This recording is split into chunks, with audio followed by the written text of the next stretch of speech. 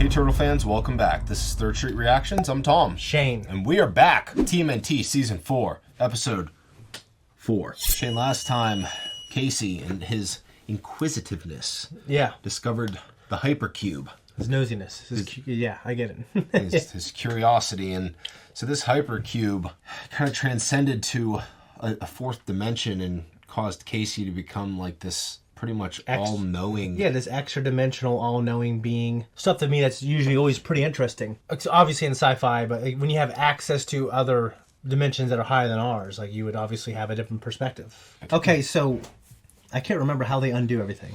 So remember that worm creature is actually... Iago. Yeah, Iago is actually a genie, which is... Godfrey something?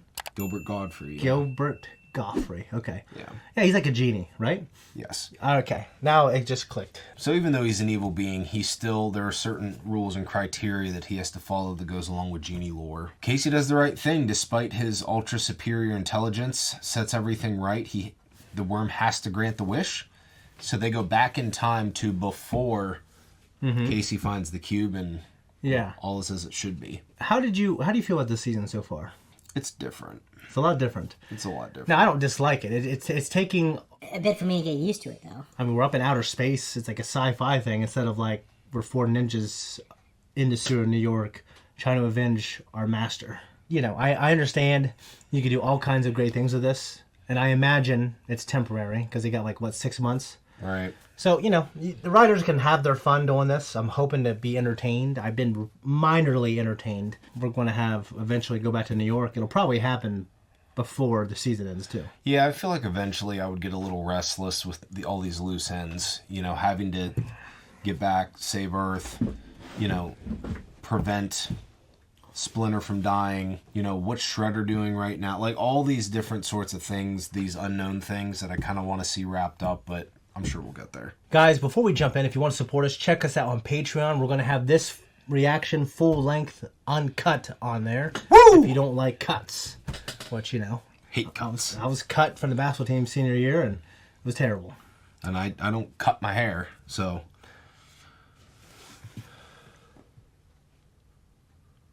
I'm gonna come. Oh.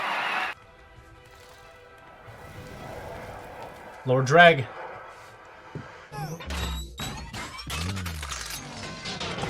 Armaggon. You got a job for me, Drake? 4 humanoid turtles, mutant terrans. They have managed to elude me. You want them dead or alive? Bring me their shells. You can eat the pink-skinned terrans they travel with. Haven't had primate in a long time. Make sure you deliver Armaggon. Armaggon. I wrote Con, like a Transformer. You know who that is, voice actor, right? He sounds really familiar. He's a Russian guy. Well, I think he's actually German. He plays Armageddon. Oh, I forgot. They keep getting me with this. Yeah. Select that quadrant, Raph. Scan there. Why do they get to mess around? They should be helping us find the Triceratons. Fugitoid's testing out April's psychic powers. Okay, April. In which of the spheres have I placed your Tessin? I love the yellow jumpsuit. That one. Ding, ding, ding, ding, ding. Excellent! Fantastic session. Your psychic abilities are marvels waiting to be unlocked. You never fully explained how you became a cyborg, dude. Well, then allow me to enlighten you. I am from Dehun, a planet of humanoid scientists obsessed with penetrating the highest truths of the universe. I was working on a new form of psionic technology when our friends, the Triceratons, came looking for me. They were furious, destroying everything in sight.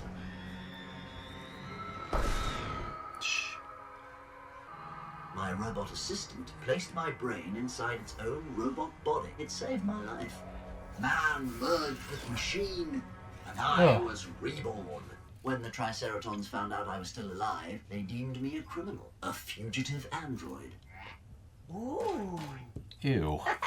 Spongy! If you had a brain, would you want somebody poking it? A fugitive android.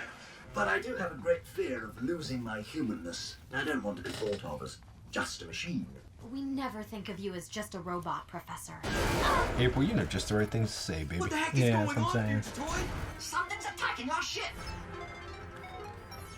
What is it? Was that a space shark? That's like more metal than Vikings on motorcycles. You're watching Vikings. That's one of my favorite shows. I haven't finished the last season, but yes. There's some beautiful women on that show. Yeah, Lagatha, Lord. Leo, are you crazy? What are you doing? I got the ugly beast That in is- my sights. Isn't that kind of disturbing to you? Yeah. Not good.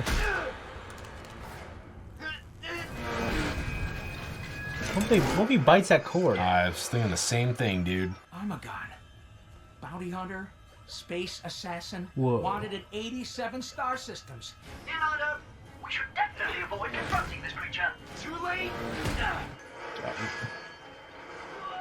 Dude, he just need to bite onto it. There you go. I think that's one of my worst fears. Oh, yeah, dude.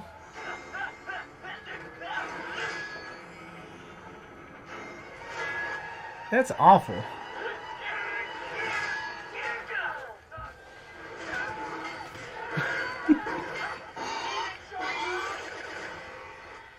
Yeah, if you shot the fleshy part on the inside, he'd be done. Yeah, yeah. So, his vessel, it's like a suit that he wears.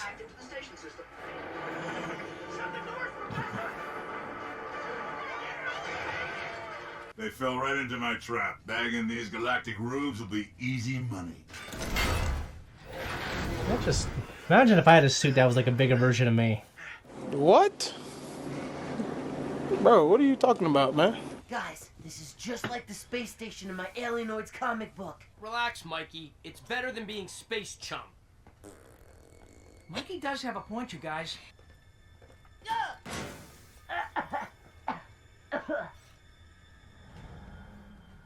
How could they leave without their spacesuits? Calcium dust? Oh no. The crew didn't leave, they were disintegrated.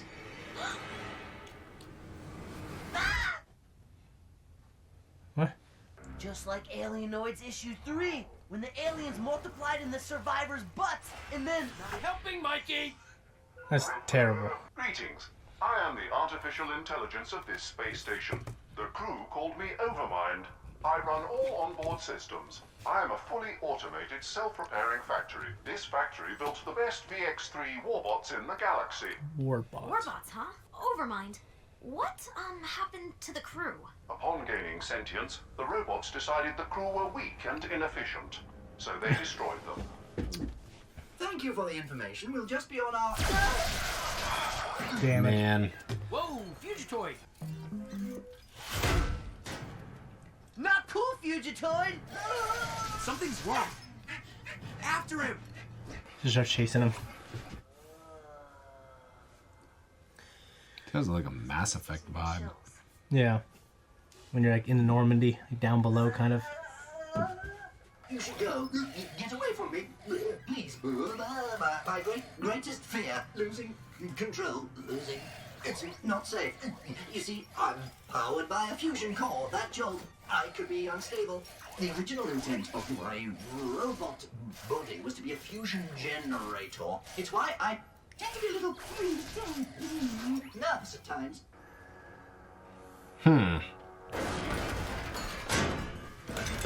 Time for the entertainment to get started. I wonder who his voice actor is. Greetings. Let's start by ordering me up a gang of warbots. Objective, hunt and eliminate some turtles. Affirmative. I'm thinking those are probably the warbots, yo. Why are they built with muscles? I don't know, but they remind me a lot of Goliaths off of StarCraft. Goongala. Not as good as Cowabunga. It's moments like this that make you smile. I'm altering the arrangement.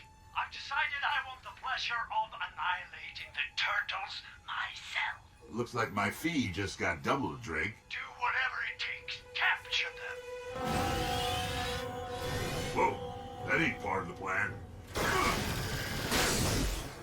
I knew it! You can't trust machines. Got that right.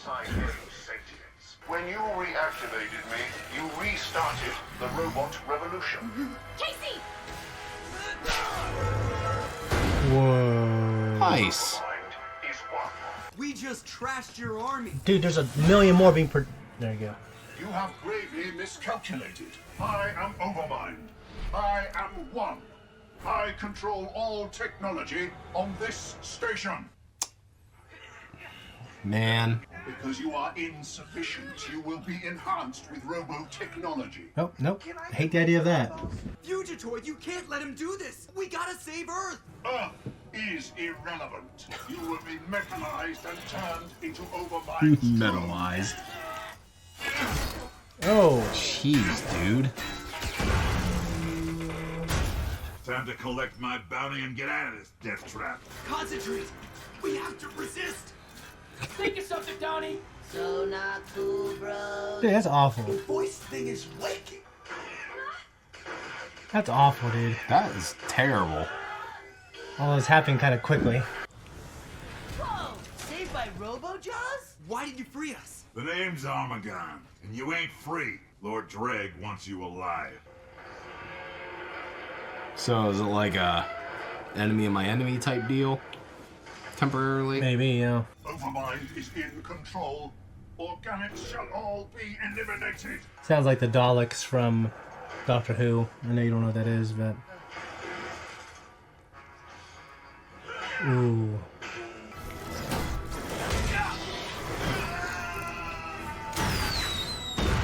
Jeez, man. Guys, are you okay? I hate their feet. I hate them. They're freaky.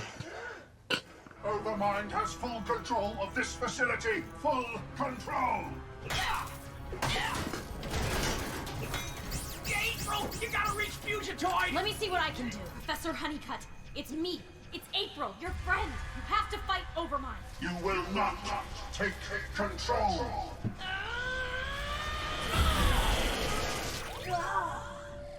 Yes, I am. Professor I would chicken choke that little thing.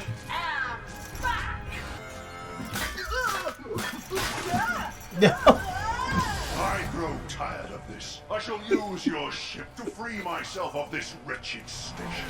Professor, I've got an idea. Your fusion core. But that much power could destroy the entire... Oh, yes, I see. An overload. You want leave of this station? You got it! Good, sir! That was like an old school video game sound. Everyone to the ship! You ain't going nowhere. Everybody go. I got this.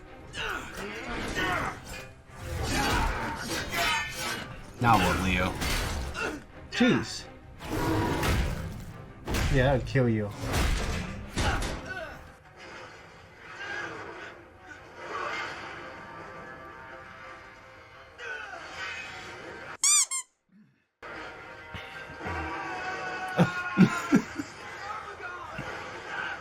They don't kill, Tom. Armaggon, no! This place is gonna blow! Not without Leo! Wait! Where's Raph? Come on, Leo. Oh, that's pretty cool. Well, maybe you'd run faster if you had a different voice. Maybe. Woohoo! Yeah! This rocks! Oh no. What kind of alarm is that? It's a proximity alert. The ship's computer has picked up the Triceraton fleet. We are back in business. Mr. Fugitoid, set a course for the Privax system. The computer automatically does that. Oh, cool. Let's do this! Turtle power! Now they've gone and made me mad. There's some teeth he's got I on don't him. know. See what this, the voice actor was for, whatever his name was. Ron Perlman. You know who that is? Yeah. He's an actor. My mind is going a mile an hour. He played in, like, that motorcycle show, right? Sons of Anarchy. Oh, the dad? I don't know. I've never seen that show, but I know he's in it. And he's been in a few things, yeah. Yeah, I like that episode a little more. It's still weird for me to get used to. But, you know, I had fun with it. And I actually got a lot of Doctor Who vibes. with like the performance of Armaggon and the performance of the robots, it just reminded me of the Daleks. What? I get it, dude. I do. This whole like, we don't kill people thing. Yeah. But at the end when he's like, Armaggon! It's like, this dude just tried to kill you. He set you up. Yeah. Armaggon! Master Splinter has, their only influence in her life, really, besides some of the little stuff that trickles in from like television, has been Master Splinter's, the way he's instilled that value, the value of human life. But you don't think that even in self-defense, like, kind of like that, what we discussed in Avatar. Have you seen Man of Steel? Yeah, I love Man of Steel. Me too. Like, it's like he didn't want to kill him. But like, you don't think that with what they do for a living, there might be one or two casualties of war, so to speak, like in self-defense? Yeah, there might be. Like, look I'm sure some Krang have died a couple times. Look at what we talked about in Avatar with, Aang with, not wanting to kill somebody, right? But yeah.